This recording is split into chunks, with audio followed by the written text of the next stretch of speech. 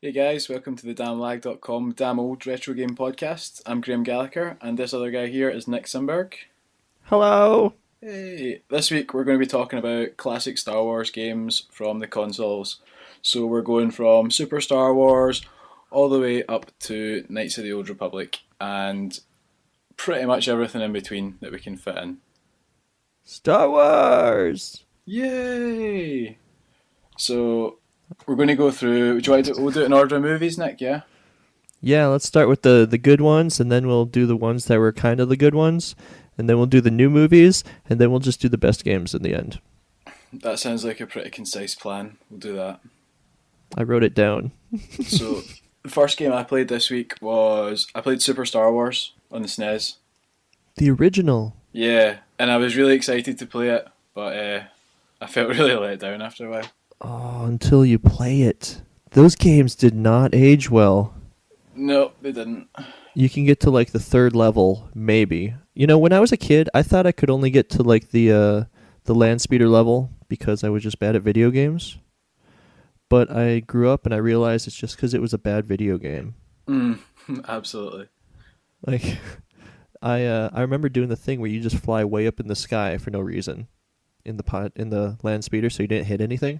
Oh, and then you go to get to where the Jawas are. Yeah, it just burns up all your gas, and you don't even care. It doesn't really help. But yeah, so played Super Star Wars, and I was sitting there, and I was quite looking forward to it because we were putting some ideas back and forth earlier on in the week, and we're like, right, what are we going to do the episode 2 on? It's that awkward sequel, so then we decided to do Star Wars games. And I was like, yes, Super Star Wars, because I'd only ever played Super Star Wars, the first one. I hadn't really played Empire Strikes Back or Return of the Jedi because I was like a Mega Drive kid, so weird. So many different games. So I was really excited to play like the Super Star Wars trilogy, and then after this week I realised that there are a lot of things that might be best left in the past. So I got through the first level, not too badly. Beat the boss after a few tries on the first level, which was really annoying. It's like the in the sand pit. The Sarlacc pit monster, it sucks. It just keeps popping up, and you can aim in all different directions, which I thought was kind of cool. Yeah, you've got that, and you can also like aim in while jumping as well, and you can aim at an angle, which was good to get like.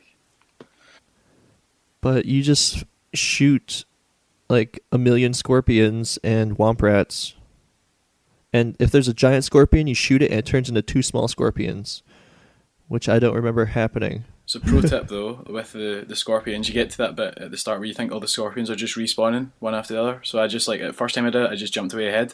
But actually, if you kill them all, then you move on to the next screen. As it scrolls across, you'll get a blaster upgrade. Do that again with the Womp Rats, and you'll get another blaster upgrade, and it makes taking out the boss a hell of a lot easier. It was the only reason that I got through the first level boss was because I figured that one out. Oh, I didn't know you could do a double blaster upgrade. You get 2 blaster upgrades, yeah, and then it makes taking out the boss so much easier. But it didn't really help me on the second level because that was when I started getting all sorts of problems. First one is the jumping. The jumping is so bad. It's so bad. What is it with 16-bit games and terrible jumping sections? I don't know. It wasn't great. There were just enemies after enemies, and they all dropped health. So it was really hard to die on the regular levels. Because every guy you shot, it shot out hearts for you to get healthier again. Yeah, it's like there's no need for it. Like you think to yourself, right? Okay, how am I going to get through this game? I might cheat. I'll get some invincibility, and then you think about it and think, well, actually no, because every enemy drops about 3 hearts each. So you're never like at half health on the way through a regular. Then you get to the boss. And then you get to the boss, yeah, and or you find a random hole and you just fall and die. Yeah, that's the thing I was saying about the jumping. I found it really awkward. You can regularly jump and still aim, and then you can do your cool Luke Skywalker somersault jump, by holding diagonal up right or up left on the control pad and jumping. But the thing with the Jedi jump, I'll call it for argument's sake, the thing with the Jedi jump is that you jump like halfway across or 2/3 of the way across the screen, so it's quite imprecise. But sometimes it's the only way you can jump, especially on the third level when you're in the Jawas and you're having to jump up different moving platforms and things and taking out all the Jawas on the way to get C3PO and R2D2. And as you're jumping up, you're doing these diagonal jumps and you're trying to catch on moving platforms. And that was when I was thinking of throwing in the towel completely. Yeah, I got pretty mad with the first Star Wars pretty quickly. So I tried Empire Strikes Back. I thought, hey, maybe this one will be better. And because I got it at a pawn shop for $2. And so that seemed like a good deal until I played it. But the difference is that you start with a lightsaber and a blaster. You can switch back and forth. And then when you're doing the lightsaber, you can do this double jump, which is kind of like a spin jump in Metroid Prime. Yeah. Where he just spins the lightsaber around and like as he's somersaulting. So that's the easy way to kill everybody. But yeah, the thing with Empire Strikes Back was that there was a few improvements on the kind of the jumping, and also the switchable weapons made it so much easier, because there were occasions in the first Super Star Wars where, like you said, with the Scorpions especially, like one will run right up to you, and you're kind of in that awkward phase where you can't shoot diagonally down. You've got to kind of jump and shoot straight down and things. So having the lightsaber there for a melee weapon definitely made that a wee bit easier. But once again, the jumping. Oh my god, the jumping. See, the big problem with Empire Strikes Back was that it had a lot of jumping. It's definitely a pure platformer game, but the screen doesn't move far enough ahead, or when you need to jump downwards, the screen doesn't move down, so there's just a lot of leaps of faith, and you have to remember where the platforms are. And that's just not good design. And when you're riding around on the Tauntaun, too, and you have your lightsaber, you're swinging, and you're too high to actually hit anybody who's hitting you. So they're just, like, chomping away at your Tauntaun's feet, and you're just, like, swinging your lightsaber over their heads. It's like, did these guys even play this game? I don't think there was much in the way of playtesting that level in particular. But, nobody gets... I beat the original Star Wars on the Game Gear, which was a lot like the NES one. It was just like awful. It had different levels and stuff compared to the SNES one though, so it was, something, I guess. Yeah. Like the Super Star Wars on Super Nintendo, you start as Luke on Tatooine, but on the Game Gear you start as Leia, and you actually like run around and shoot people, and jump really weird. Like that jump animation is ridiculous. She like goes like spread eagle and like flies up in the air. Like I don't know. Did you enjoy the jumping, Nick? No. No. Is there any Star Wars games that have good jumping? I don't know. I actually didn't hate the jumping in Phantom Menace on the PS1. No? Because of the 3/4 overhead view, like it made it really able to tell where you were able to jump and where you landed. Yeah, you could judge the distance that. Yeah. Okay, well, we'll save that one for later. But what about Super Return of the Jedi? I like that because of the voice samples. That was the only thing that redeemed it for me, was the voice samples, and it was cool playing as The Game Gear one was pretty cool because you could pick 3 different characters at the beginning of a level, like which one you wanted to be, and they had just a little bit different stats and stuff. Like some level you could be Luke or Leia or Chewbacca. So that's cool. You don't really play as Chewie too much in Star Wars games, ever. I didn't play the Game Gear version. However, I did do a wee bit of kind of research during the week as I was playing Super Star Wars and stuff, just about the development of the games. And in the Super Star Wars, The Empire Strikes Back, and Super Return of the Jedi, you get to play as Luke, Chewbacca, and also Han Solo. There's different sections. However, these levels are tailored to the characters, so you don't have the option like you do in the Game Gear version of Return of the Jedi, where you can switch characters and kind of tailor your approach. However, as I was looking in, originally in Empire Strikes Back and Return of the Jedi, there was going to be an option where you could switch characters like before each level and you could pick one, but it was for whatever reason both times before the game came out that was like abandoned, which is quite frustrating when you look at like the Game Gear version. Yeah, it's weird that the Game Gear has the stuff that they couldn't fit on the Super Nintendo versions for whatever reason. Yeah, there was also a trash compactor level that was meant to be in the Super Star Wars SNES version that was taken out because of memory constraints. But given how absolutely terrible the jumping is in all the other levels, jumping at a trash compactor would like finished me off. Oh man, and one thing I really notice about like audio quality, like the Star Wars themes are really orchestral and huge and big, but then you compress it into beeps and beeps, and it just doesn't really work. Yeah, the only one that saves it is the NES version of Star Wars, the original one back from I think it was like 1991 or something, 1990. The NES version of Star Wars, and it's the Cantina theme, you know, the do do do do do do do, and That's the only song that works. it's quite possibly the greatest theme on a NES I might have ever heard. I know, like, I'm into my chiptune stuff as well, and I like my 8-bit D-makes and things, but this is just like stripping this out of a game. This is purely video game music. This is the best thing I've ever heard in my life. It's so good, and in fact, we're going to play it in the intermission, so that's something to look forward to and keep listening. If you don't want to hear us, then just fast Listen forward to for the intermission. You'll hear commercials. this amazing song, and then you can just switch off and you'll be happy. Promise. Don't make promises you can't keep, Graham. Oh no, I promise you, this song is amazing. Okay. Actually, before the show, Nick tried to play it on a what is it you're playing on a recorder? Yeah, it didn't work out. Tell everyone why you have a recorder. I have a recorder because in 6th grade, we didn't have a real band or an instrument budget. So, like, let's have everybody play recorders. You can get them for $5. And so everybody had recorders, and that was our music lessons, like once a week in 6th grade. And so, of course, I learned how to play Star Wars on the recorder. And then I actually performed it in front of the auditorium full of people. Because that's the kind of person I am. I thought you were going to say like you screwed it up and everyone laughed at you, and ever since you've not been able to pick up the recorder. We could have made a Hollywood movie out of this.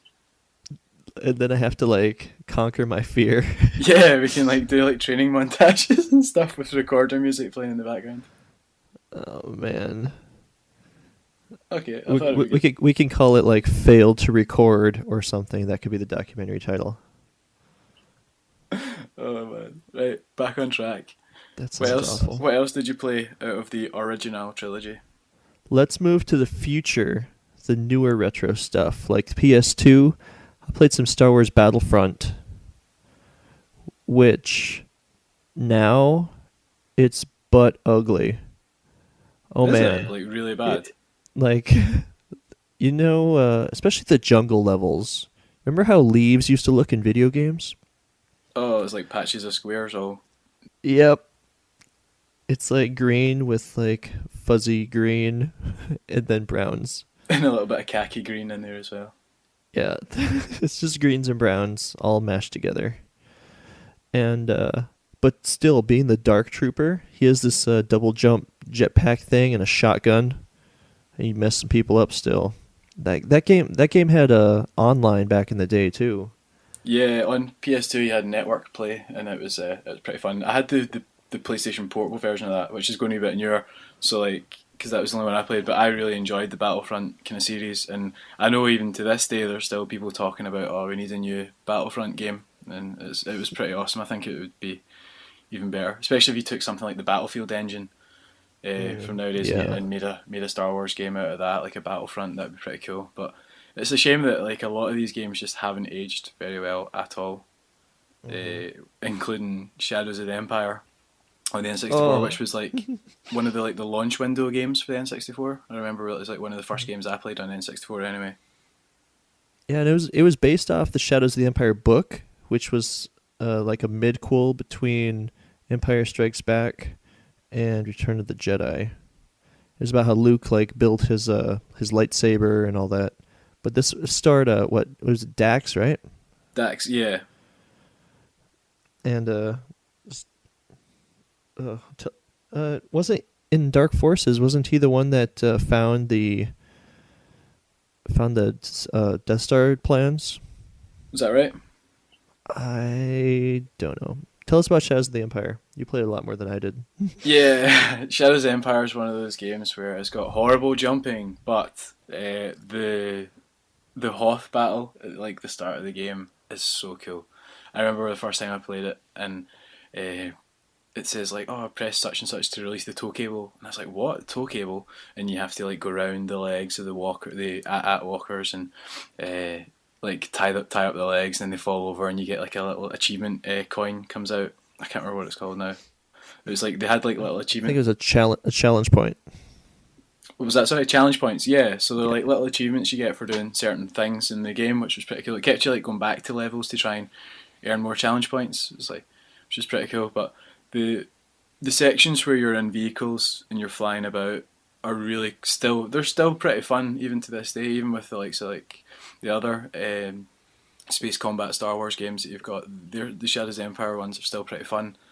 But then you'll have like a really cool level like the Battle of Hoth at the start, which is still pretty cool. And then you'll be on foot as Dax running about with a laser blaster, and it's like he runs about like an action figure. Like his legs move forwards and his body turns at the hips, you know, and he's got like no kind of like lateral shoulder movement. It's like operating a big action figure slash tank. It It's makes me really want to good. play Earth Defense Force. That's kind of what it's like. Just the bottom half turns. Oh man, where? Shadows of the Empire was like kind of like the precursor to like then you get like the Rogue Squadron and Rogue Leader and all this kind of stuff on the N64 and GameCube. It was like the precursor to that, and those games are still amazing. Rogue Squadron on the N64 is I know a lot of people going about like Banjo Kazooie and all these kind of games on the N64 that they were favourites, but Rogue Squadron and I think it was like WWF No Mercy were the two games that were never out on my N64. Played them all the time. Rogue Squadron was the one that you really needed the expansion port, the expansion pack, right? Or otherwise it was just ugly. Yeah, that was the thing. I never had the expansion pack. Weird. I remember buying it for Perfect Dark because without it you could only play like 10% of the game. Yeah, that was cheeky. It was weird. But I definitely played a lot of the Rogue Leader, which was a GameCube launch title. And after playing Super Star Wars and all the Game Gear ones, it was this breath of fresh air. Because, like, right off the bat, when the game starts, it has, like, clips from the movie, and all the menu is sleek and everything. And then the first mission, you're just doing the Death Star run. And it's just terrific, and it's beautiful for a GameCube game. Like, there's probably in the top 10 GameCube games ever released, honestly. Yeah, it is really nice. It can get a little bit samey though. I mean, Mm-hmm. let's not like lavish too much praise on it. Well, see, the problem is, like, in the next sequel, Rebel Strike, Rogue Squadron 3, They added the they little on foot bits, didn't they they? added the foot stuff, and don't add foot stuff. Because it sucks. It sucks, and that was like a realization I came to too. Like, the reason people don't like the new Star Wars game or the new Star Wars films compared to the old Star Wars films is the old ones had a lot more space stuff. There was flying and shooting and things, and the new ones it was all about drama and being on foot. But the games that are about space and flying, like Starfighter and the Rogue Leaders, they were really good, and they're still good. But the ones that had on foot stuff, like the Super Star Wars and like Shadows of the Empire, they just weren't good. Yeah, it's quite an interesting kind of It's parallel that you've drawn there. That the fact that as they move away from the whole wars in the stars, quite literally. yeah, you need to be in the stars. Yeah, you need to have wars among the stars. Shoot for the stars. You think they think they kind of get it, but yeah, you're absolutely right. It's frustrating that, and it would be really cool to see something like that come back these days.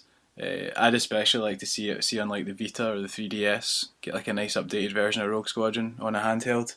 I think it's got that kind of think it's got the right kind of gameplay for a handheld as well. You know, you do like a quick mission, go on to the next one, have some like achievement points in there and stuff for doing certain things on a mission for a wee bit of replayability. I think that would be awesome.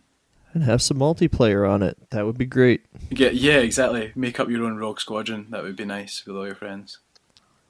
Oh man, we could do like a Battlefront, but with flying and in space. Okay, I think we should go pitch this to Lucas. I think he'll like it. No, I don't think Lucas likes anything. Pretty true. Did you hear they were interviewing him like last week, asking him if he was going to make 3 more Star Wars movies? And he said, no, the last 3 I made, everybody hates me now. Why would I make more? And I think like all the angry fans finally got to him, and now he's just bummed. That's a shame. Well, If nobody you're one of liked the those first people, 3. you should be ashamed of yourself. I never said anything. Yeah. I said Jar Jar Binks sucked and I hated him. But apart from that, See, Lucas loves Jar Jar. yeah. And I know for a fact that my friend's little brother, Aiden, who'll be listening to this, will be like, oh, he didn't like Jar Jar Binks? That's crazy. Because he absolutely loves episode 1, apparently. I think he might be one of the only kids in the world that liked it. It was for kids. You didn't like Jar Jar Binks? I know. What age is he? He's like 11 or something? I don't know. But last week when Nick said that he didn't like Mario Kart, this was kind of like going off the track, but it was quite funny. We put the headphones on him and let him listen to the podcast just to see what he thinks. And about 4 minutes into the podcast, he just takes the headphones off and looks at me and goes, he doesn't like Mario Kart. Like, he actually doesn't like Mario Kart. And just like burst out laughing. It was funny. It was like saying that you didn't like to breathe or something to him. I really don't like breathing either. No. I just do it because I have to. Like, what a if Aiden hassle. gets a hold of you, you won't be breathing. Yeah, I just want to swim around underwater and like fly around in space. I can't do, Do either some of Star Wars those. stuff. I want to do some Star Wars. So, speaking of episode 1, what episode 1 games did you play? I played the original Phantom Menace game on PS1. Yep. Did you ever play that one? Yeah, I played some of that. It was super simplified. Like, there was a jump and a swing your lightsaber. So if they shot at you, you swung your lightsaber and it shot their bullets back at them. I liked how they tried to just keep it simple in order to bring out a game that just wouldn't absolutely suck. Yeah. You know? Just dumb it down so far that they can't go wrong. Yeah, because it's like, let's add a speeder bike section, let's add a Death Star trench run, let's add this, let's add that. Oh wait, we need to go in and get some lightsabers in there. And instead they just went, right, Phantom Menace, let's just do this. And it works. It's not great. It's not awful. Exactly, yeah. Compared to Jedi Power Battles, which is absolutely horrific. Tell us about Jedi Power Battles. I skipped that one because it didn't look like it had anything offered. There's a story behind Jedi Power Battles that I don't know whether I want to say on the podcast at risk Let's of hear incriminating it. myself. Blockbuster's going out of business, so it doesn't matter. Are they? Alright, that's cool. Yeah, I told Nick this earlier, but basically, back in the day, I rented out Jedi Power Battles. It was a 2-player co-op Star Wars game where you go through different scenarios. I think you're as Obi-Wan and young Anakin, and you're kind of like going through different Jedi Power Battles. And it is just horrific. Like, imagine like the most horrific crap Star Wars game, and this is it. Why is it so bad? Well, it's so bad because I think it was the 2nd level or the 3rd level. There's a bit where right at the very start of the level you have to jump over this canyon bit, and it tells you like to hold down the jump button to do like a Jedi jump, kind of like jump and roll in the air. And I did it about 6 or 7 times in a row, and I couldn't do it. I couldn't make this one simple jump. So you just gave up? So like, I think I'm doing something wrong here.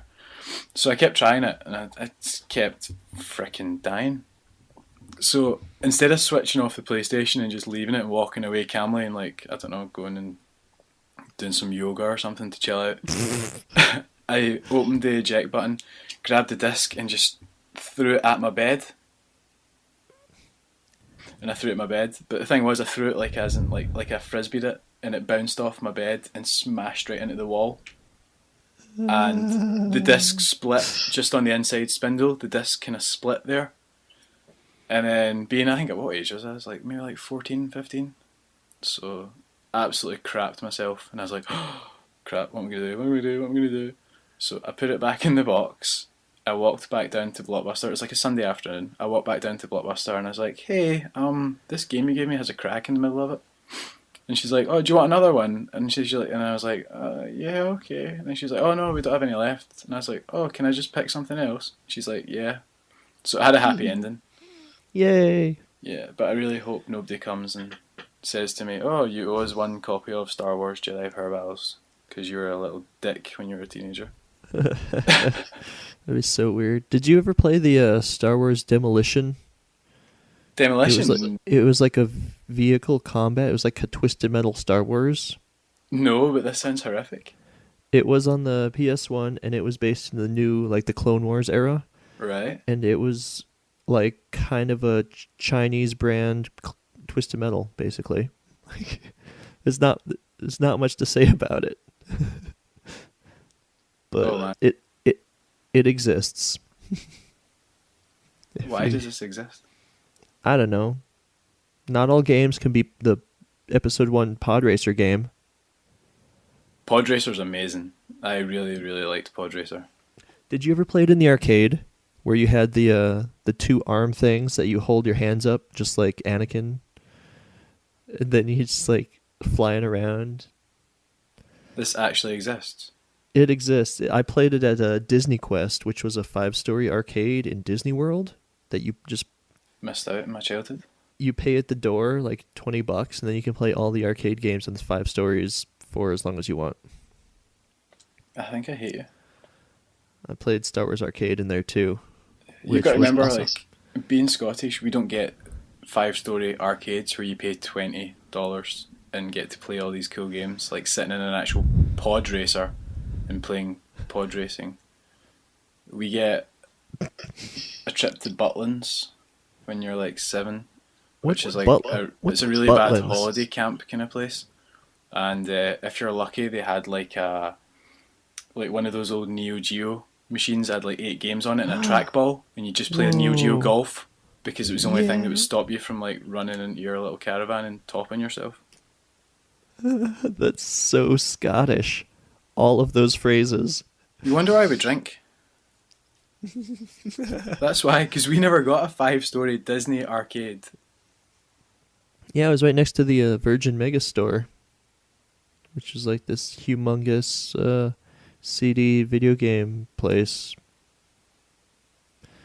So, what do you prefer better? Do you prefer the console version or obviously sitting in the actual pod racer? Well, sitting in the pod racer was awesome. Yeah. But compared to most other Star Wars games, the pod racer one, like even compared to the movie, like you were saying earlier, that it's one of those games that's so good that even if you took off the license, it would still be a great game. Yeah, it would just be a really good, like, futuristic racing game. Yeah, and there's actually been a lot of futuristic racing games, like Kinetica on the PS2 and like all the Extreme G and F-Zeros and all those, but I think Pod Racer had its own like atmosphere, maybe because it was set in the desert on Tatooine.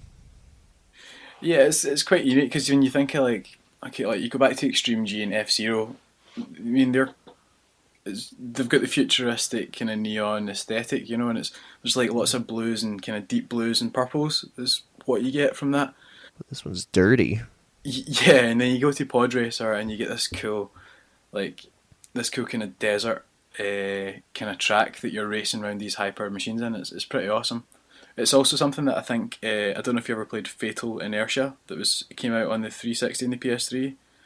They kind of ripped off that kind of look on a couple of their tracks because I remember playing a demo of it and I thought, wow, this kind of reminds me of Pod Racer, just the way that they've taken the kind of like desert aesthetic. That's cool. I wish it had more explosions. Like I want to shoot stuff from my Pod Racer at the other guys, like Mario Kart. If it had like red shells, it would have been fine. Or Red Asphalt on PS1. Did you ever play that one? Yeah. No one ever heard of that one. It was like this racing game, but you could also blow other cars up. It was kind of like Blur, I guess. but it was in this like cyberpunk futuristic dystopia. It was, I don't know, it was pretty cool. That does sound pretty cool, actually. If you ever find it for $1 at a pawn shop, you should pick it up. I think I might. I'll keep my eye out for that one then. All right. What else? How about Starfighter on the PS2? Star Wars Starfighter or Jedi Starfighter, the sequel?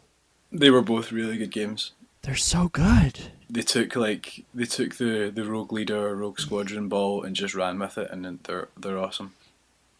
The one thing I liked about Starfighter compared to the Rogue Leaders and the Rogue Squadrons is the in-cockpit view. It doesn't have all the knobs and stuff. Like in Rogue Leader, when you do the in-cockpit view of the X-Wing, there's like a tiny little square at the top of the screen that you actually see the world, and the rest of it is like interior of Xbox. It feels like it's like Steel Battalion. If you ever played that one, there's this like little postage size stamp viewing monitor, and the rest of it is just buttons.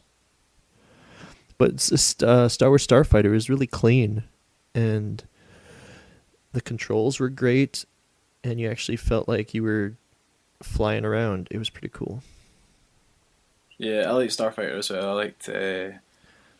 liked how it was just, because you were just kind of crying out for another kind of Rogue Squadron kind of game, but at the same time you didn't want to just fly an X-Wing again. So it was really cool that they kind of did that. And going back to our kind of mantra that if you have a Star Wars game set in space with wars among the stars, then it's going to be good. Yeah. And it had like this 3 different characters, so you were always flying different ships. But the PS2 graphics didn't really age too great. When you're up in space flying around, everything is fine, but then it like brings you to the storyline, and it shows the actual character models, and you really realize how far we've come just like animating humans. They look so bad, Graham.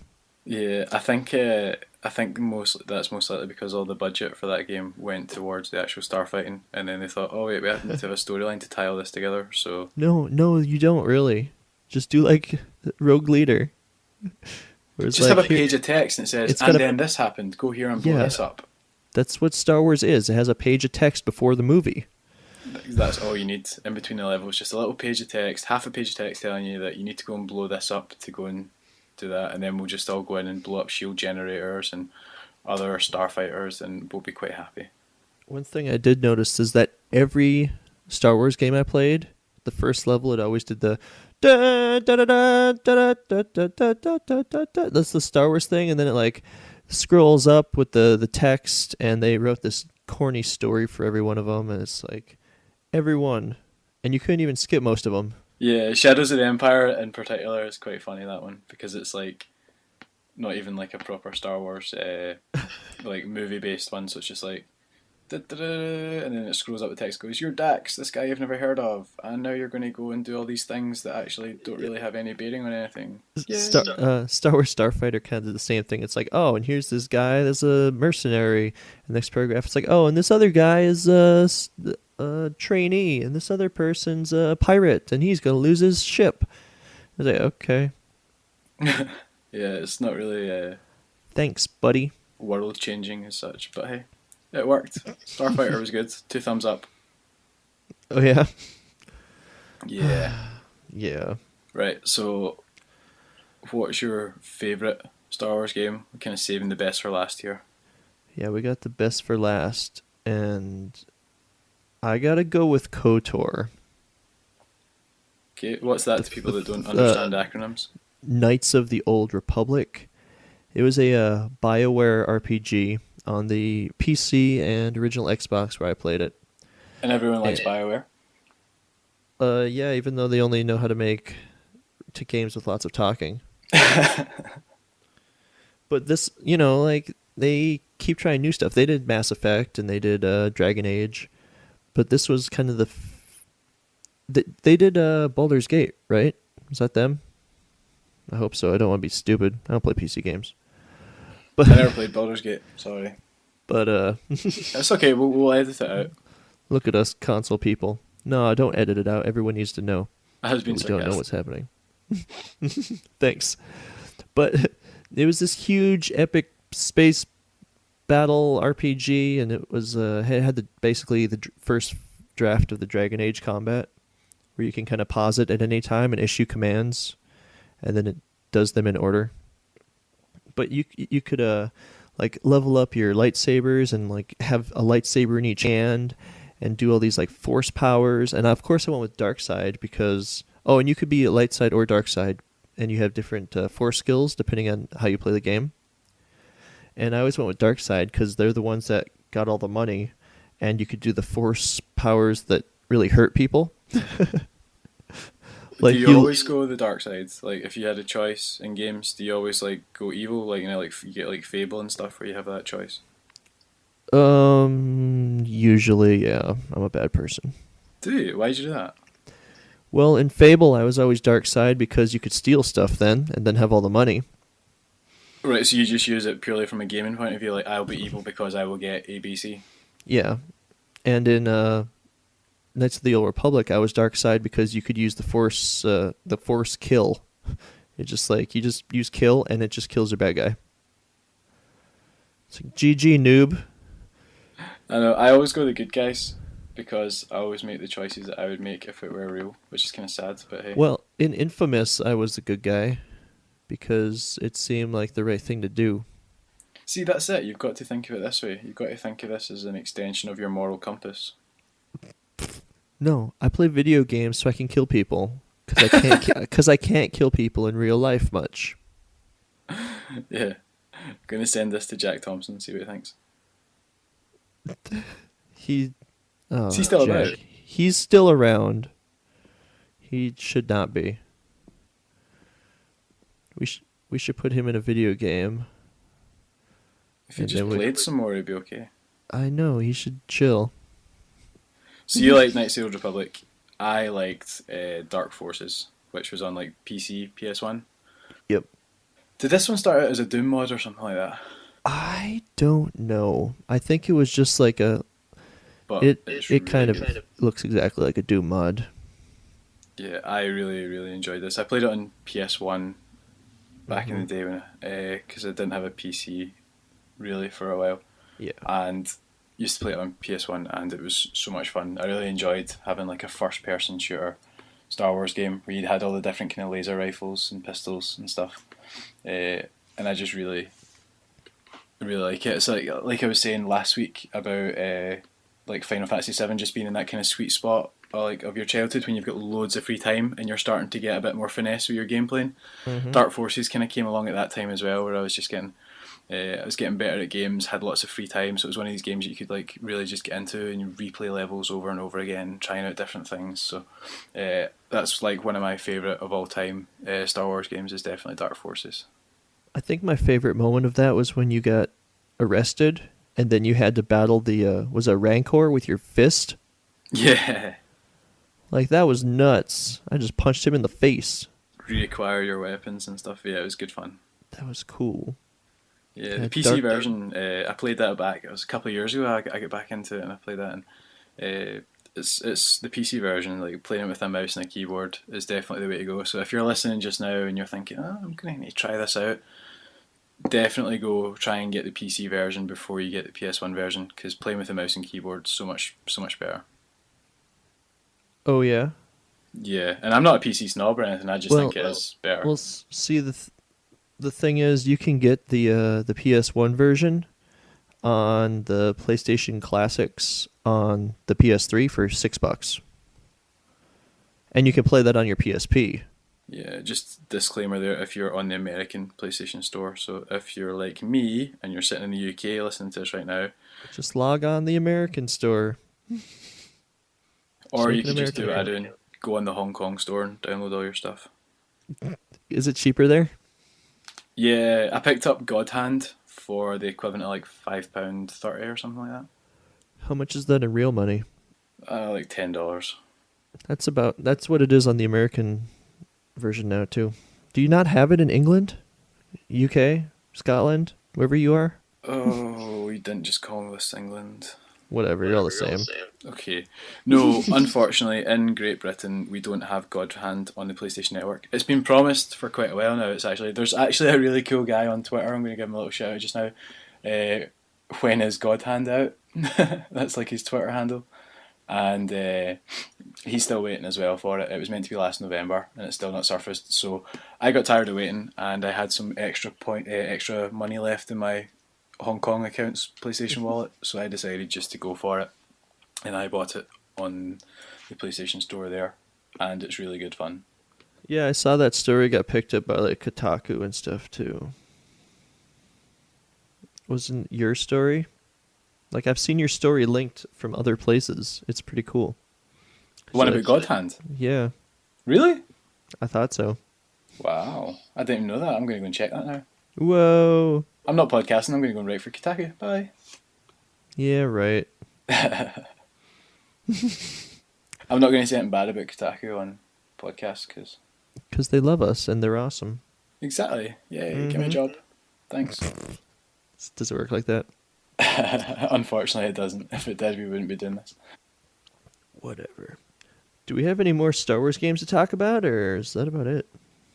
We might, but we'll take a little intermission first, and then we'll come back. In the meantime, you can listen to this awesome Cantina theme and dance about your room like I'm going to do.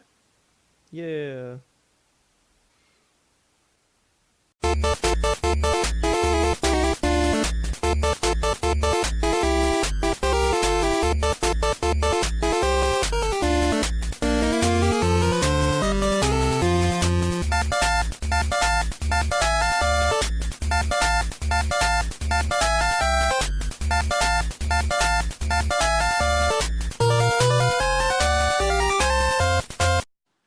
Okay, well, so just to sum up, if you're making a nice little list of Star Wars games to go through, don't play Super Star Wars.